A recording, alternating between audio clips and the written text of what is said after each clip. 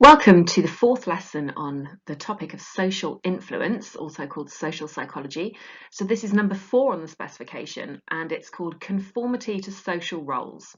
And in this lesson, we're going to be looking at something called the Stanford Prison Experiment that was done by Zimbardo to look at whether people will conform to a social role depending on the situation that they are put in. Before you watch this video, it's really important that you have a look at the footage, some of the footage from the Stanford Prison Experiment. So if you're my students, we're still using Moodle, go to Moodle and you'll see some videos about the Stanford Prison Experiment. There's one that's about 10 minutes or 12 minutes long. So have a watch of that so that you can get an idea of what it was like. And if you're watching this on MS Teams, then I'll put a link in the description. So Zimbardo performed the Stanford Prison Experiment, and this is Zimbardo. He's still a psychologist today. He's quite old now, he's in his 80s, but he's regularly on Twitter, and he's quite a famous psychologist because of the Stanford Prison Experiment, which once you've written it once, you can abbreviate that to SPE, otherwise you'll be writing it out a lot. So he's quite famous for that Stanford Prison Experiment, and it was a very unethical experiment, which we'll come to in a moment. So hopefully you've watched the video about what it was like, and I just want to make sure that you've got the details that you would need for the if you've got an essay on this. So important details are things like he mocked up a prison in the basement of Stanford University. He used a volunteer sample by putting an advert in the newspaper requesting participants, and he got from that, after they did some psychological testing on everybody, they selected 24 participants who were young undergraduate male students. I think they were at Stanford University, and they were paid to be in the experiment. Not a huge amount of money, but probably I think it's about $20 a day. And back in the 1970s, it was like having a summer job where you'd earn like a certain amount of money per day, and so they were paid, and the way that they were assigned to be the prisoner or guard was simply through randomization. So that would either be the names were put into a hat or the flip of a coin. You were either assigned to be a prisoner or a guard, and they all knew that. So they were just ordinary young men who took part in the experiment to start with. And so the details that occurred, Zimbardo wanted to make it seem as realistic as possible, and so the prisoners were actually arrested by real police officers in the kind of dawn raid outside where they lived, where they grew up, from their houses. And so the police cars would come screaming into their little cul-de-sac or whatever, and they would be arrested in front of everybody, in front of all the neighbours, and they were taken to a real police station where they had their fingerprints taken, and they were stripped naked and had a delousing procedure, which is, I think, what occurred at the time, which they weren't expecting. They didn't realise that all of that was going to take part. They simply thought they'd be put in this mock prison. But Zimbardo wanted them to get a feel for it straight away. So then they were taken to the mock prison, and when they got there, the guards of the prison obviously were the other volunteers, and they had all got together the day before. They were given uniforms, they looked identical, which was like a khaki style military uniform, given a baton, a whistle, and they had mirrored sunglasses, which is an important feature because you couldn't see their eyes, and we'll come to that later on, how that makes people feel when they've got mirrored sunglasses on and they look the same as everybody else. And the guards were told that they had a few rules, like they couldn't do any physical punishment, and I think there was a little isolation booth. Like, so if a prisoner had been like really badly behaved, then they could put them into isolation for up to an hour, which in a real prison would be obviously a different cell, but in this mock prison it was like a little broom cupboard, very small, no windows. But other than that, they were told to run the prison in the way they saw fit, and they were not told what to do at all.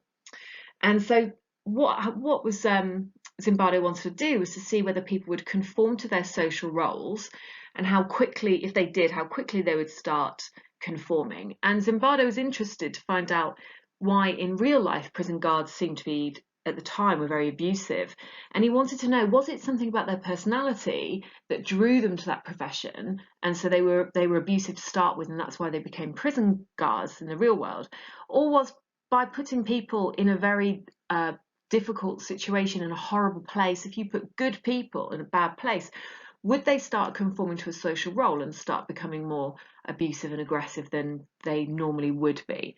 And this was what he was trying to find out. So he wanted to see whether it was dispositional, personality, or situational factors, which would be the situation they were in, that would get them to conform to the social role. So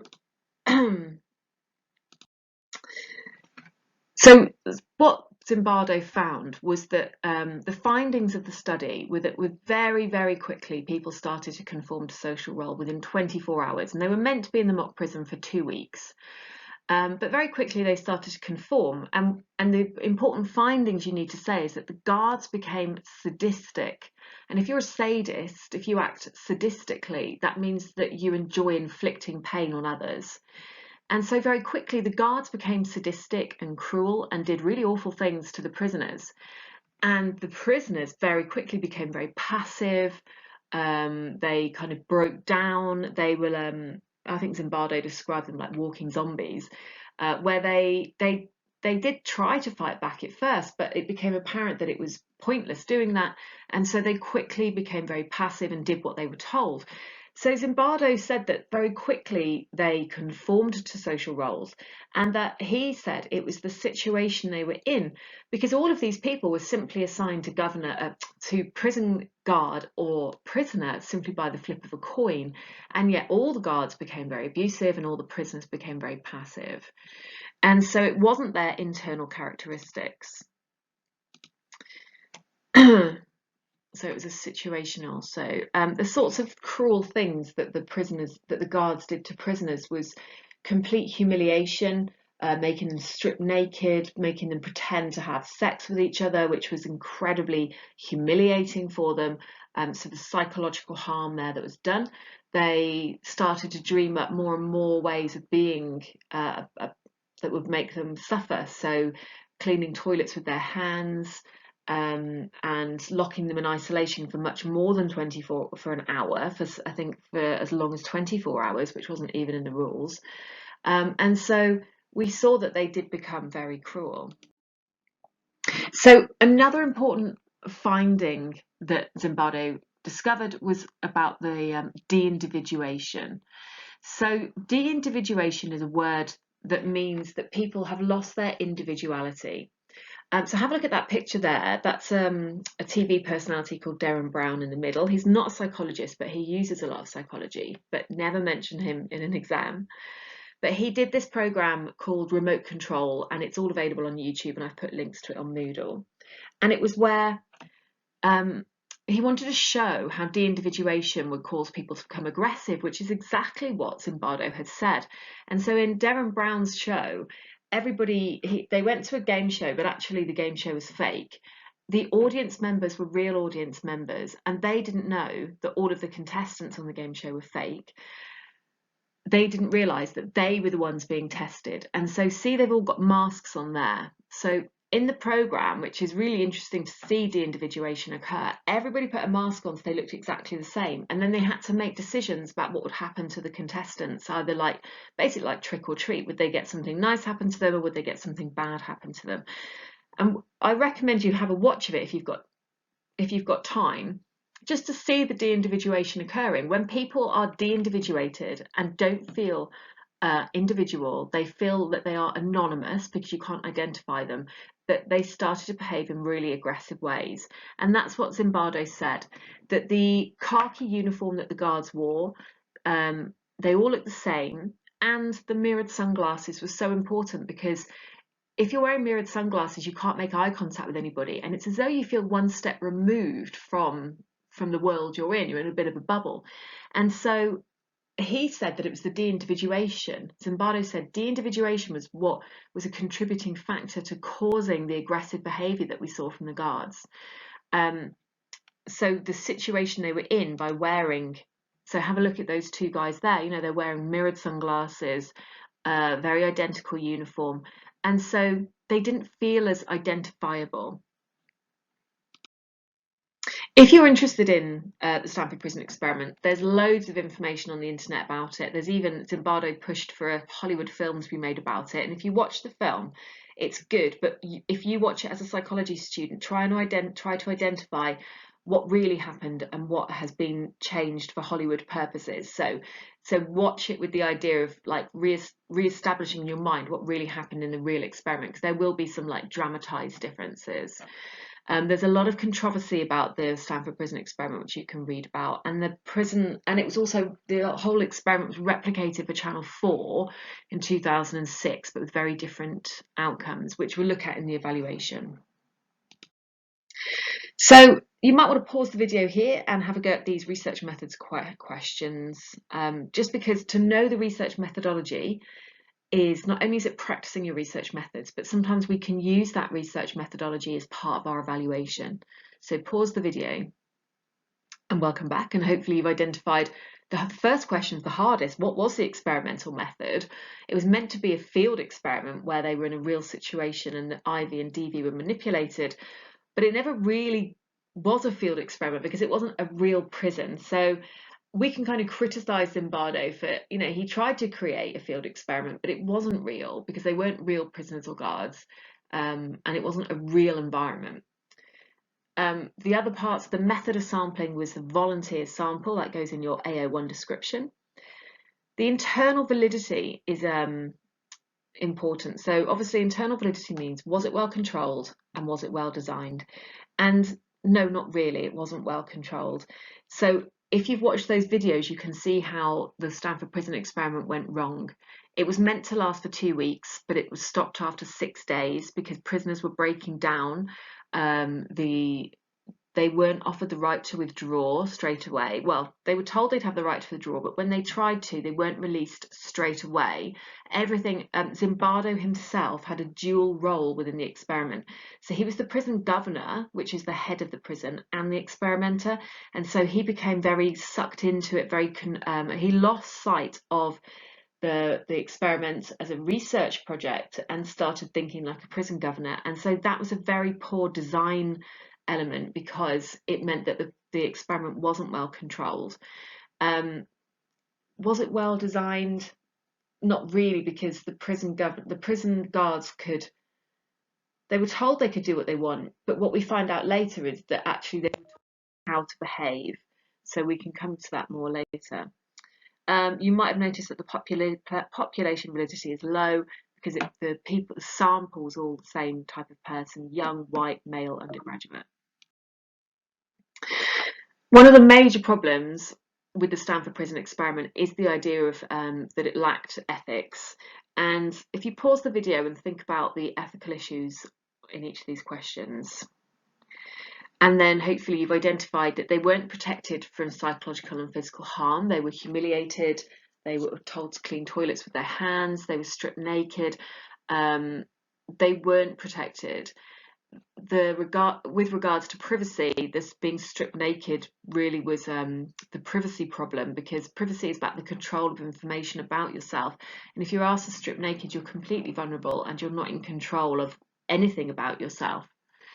They were meant to have the right to withdraw, but they didn't, because when people asked to leave, they weren't released straight away. Although people were released in the end, Zimbardo had got really confused in his mind because he was playing the prison governor, and so then the people started to really panic when they weren't allowed to leave straight away. The issue of informed consent is that there wasn't informed consent because they didn't know about really important aspects of the experiment, such as being arrested from outside their own homes.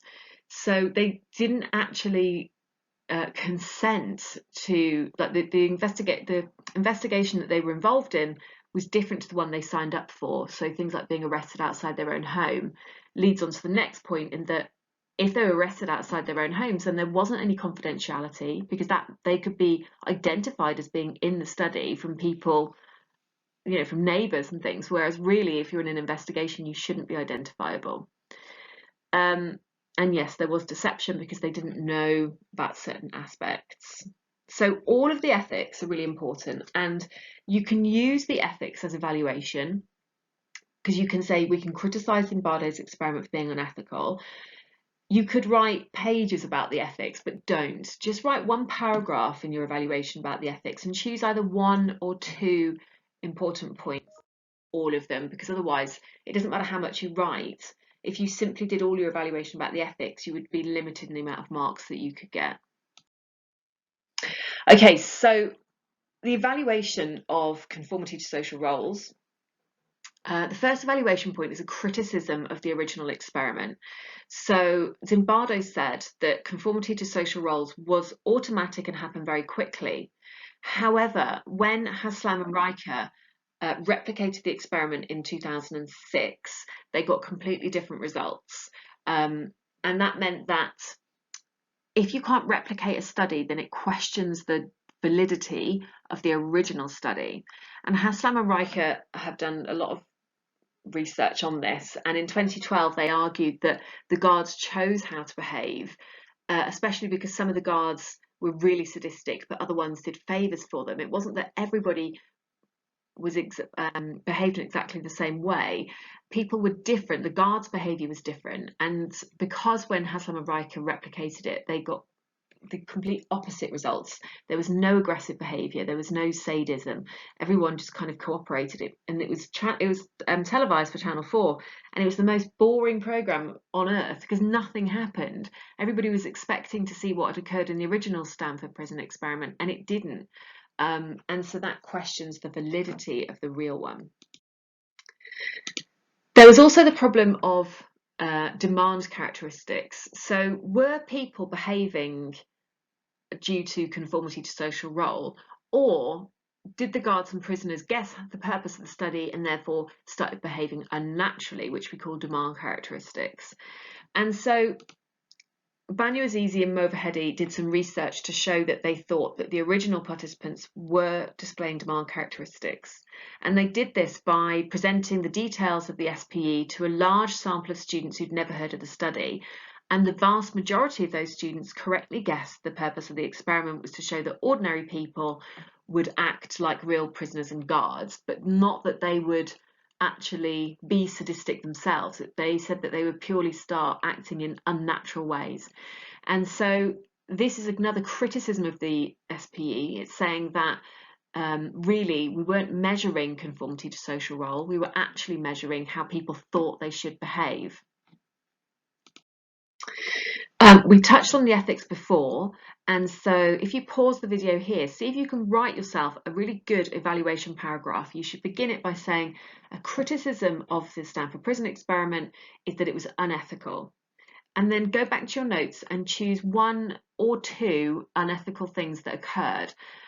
You only want the paragraph to be about 60 or 70 words. It's not a big paragraph.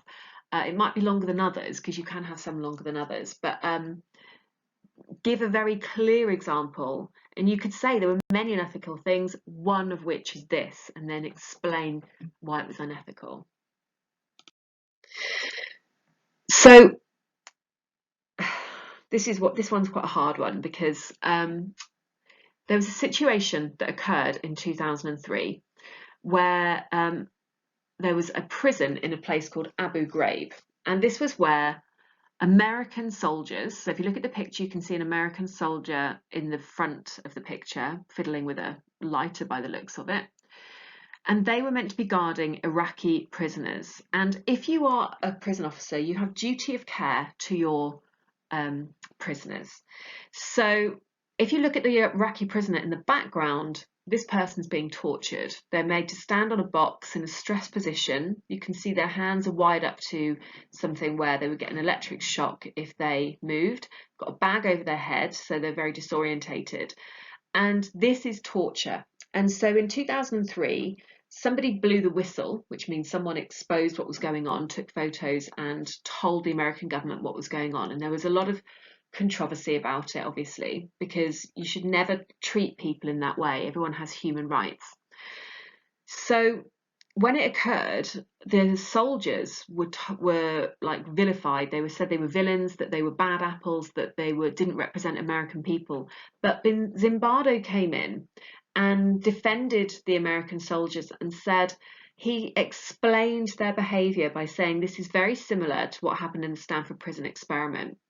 and he explained that they were in a situation where there was no clear guidance and that they were conforming to social role. And so in a way, he gave them an excuse for their behaviour. Now, this is a very hard evaluation point for me to talk about because Zimbardo's research was deeply flawed, and he's provided an excuse for people when really he probably shouldn't, because in 2018 there were some hidden tapes that were discovered from the original Stanford Prison Experiment, and in them you can hear the research assistants telling the guards how to behave. And I'll put a link to that in the description if you're watching this on MS Teams. It's from the 1970s, so it's quite hard to hear, but there is a transcript that you can read, and you can see where the guard is saying, the research assistant is saying, well, what we really need you to do is to become like really tough. And the guard says, well, I'm not really a tough person, he says. And so the assistant says, well, you've got to reach deep and find within yourself to be that tough person, because you've got to, we need to see what's going to happen if you do that. Which means that the whole Stanford Prison Experiment is deeply flawed. Although Zimbardo would deny this and has denied it, he still says it's relevant. But the tapes are very clear, and if the guards were told how to behave in the Stanford Prison Experiment, that means that the behaviour of the real American soldiers in Abu Ghraib cannot be explained or excused, because in the original Stanford Prison Experiment, the guards were told how to behave by the research assistants. Now, if all of this is too confusing, then leave it. You will need at least 3 evaluation points, so you should go for like demand characteristics and ethics, and you can criticise that Zimbardo had a dual role as well in the experiment, which confused things.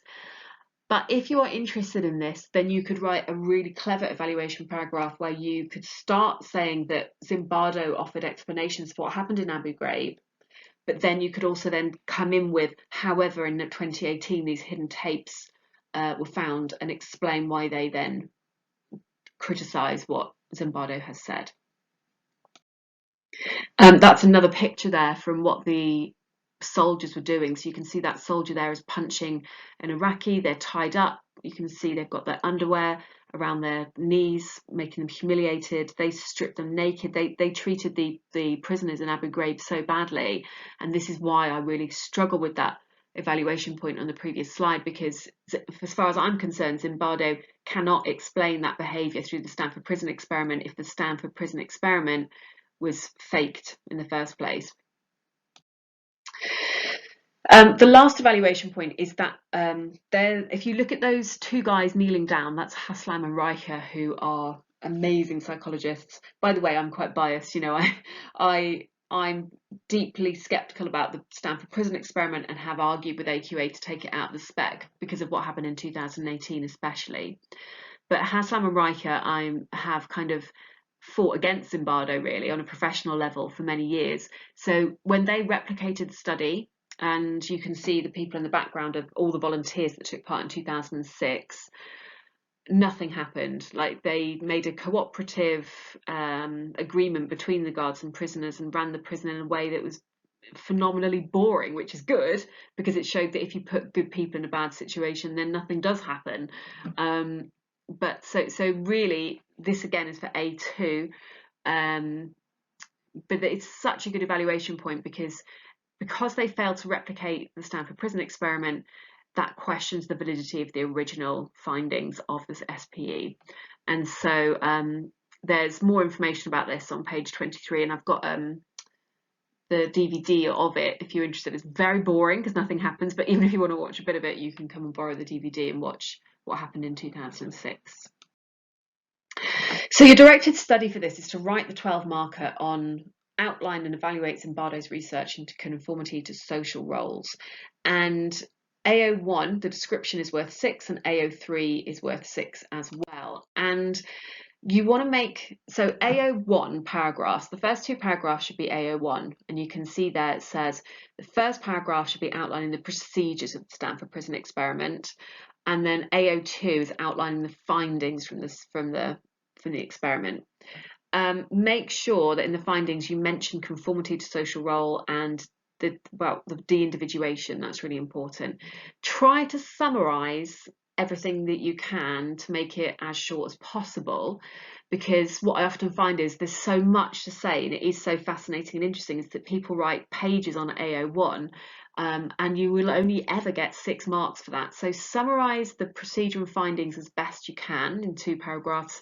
And then for the evaluation, choose 3 paragraphs that are different evaluation points. So the most obvious one to do is to criticise Zimbardo for the ethics, and hopefully you've already written that paragraph. Make your evaluation into distinct paragraphs. You want 3 short ones or 2 long ones, and so you would choose whichever ones you think would make a good balanced essay and that you understand best. And so each evaluation paragraph is about 2 marks, or if you do 2 large evaluations, then that would be 3 marks each.